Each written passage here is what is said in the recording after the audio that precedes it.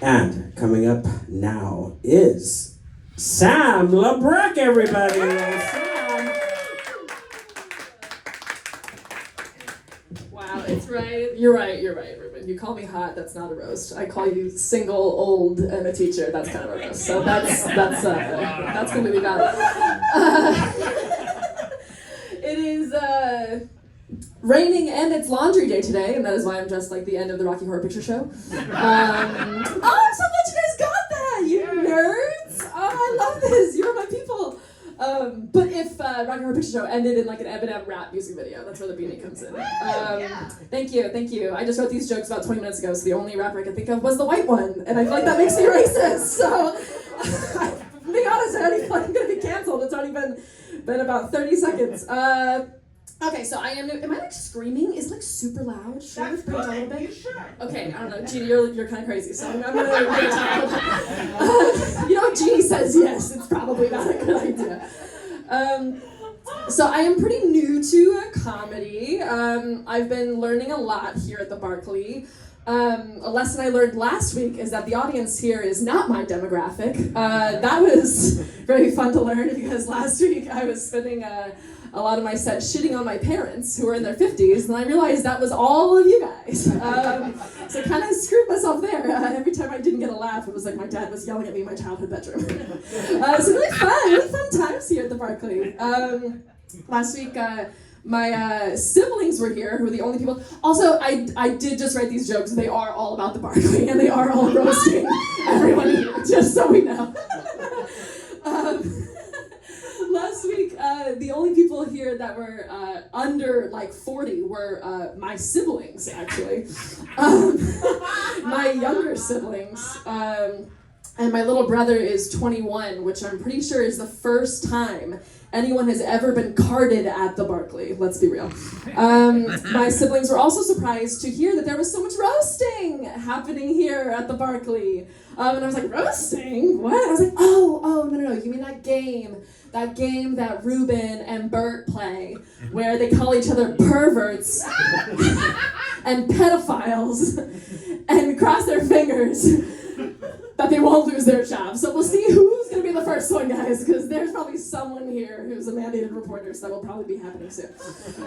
There are 3 women on the mic tonight. That's a first for the Barkley. Give it up for that. That was my next fucking joke, Jeannie. We all live in the building, the same building. We are all neighbors. We do. And 2 of us share a printer. Jeannie, I've heard that one too. Woo!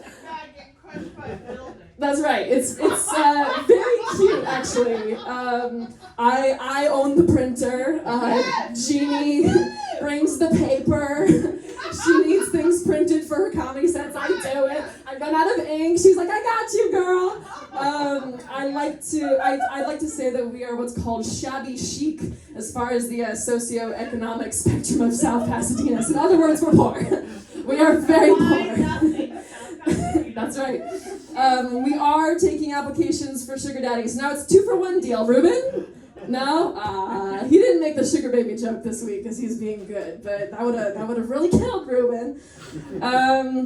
I do work for myself. That's why I'm so poor. I am technically a CEO, but I am a millennial CEO, which means I only make enough money so I can file for unemployment the next year. Woohoo! Shout out for that. But really the only prerequisite for being a millennial businesswoman is every night before you go to bed to Google what happens to debt when you die. And then lull yourself to sleep as you read, your debt will be paid out of the assets from your estate. And just dream and dream and dream so sweetly when you realize you will never own property. So therefore you will never have to pay your debts when you die. Thank you so much. All right, it's getting a little depressing. Let's see. I know, it's so sad. It's so sad being Hot Sam, the millennial CEO at the Barkley mic. Like I said, I am always looking for work, or money rather. Today I took some jewelry to the jeweler. It was the nicest jewelry that I own, and I was turned away because it was mall quality is what he said, yeah, which was very upsetting for me. Thank you. he like literally looked at me and he was like, I don't accept mall quality. And I was like, did we match on Tinder last week? Because that sounds very familiar. I'm just kidding, guys. I don't use Tinder. I use Bumble. I'm a feminist. For those of you who don't know Bumble, it's when women message men first. So that means you get to feel empowered when you get unsolicited dick pics. Okay, thank you so much, everybody. That's my time.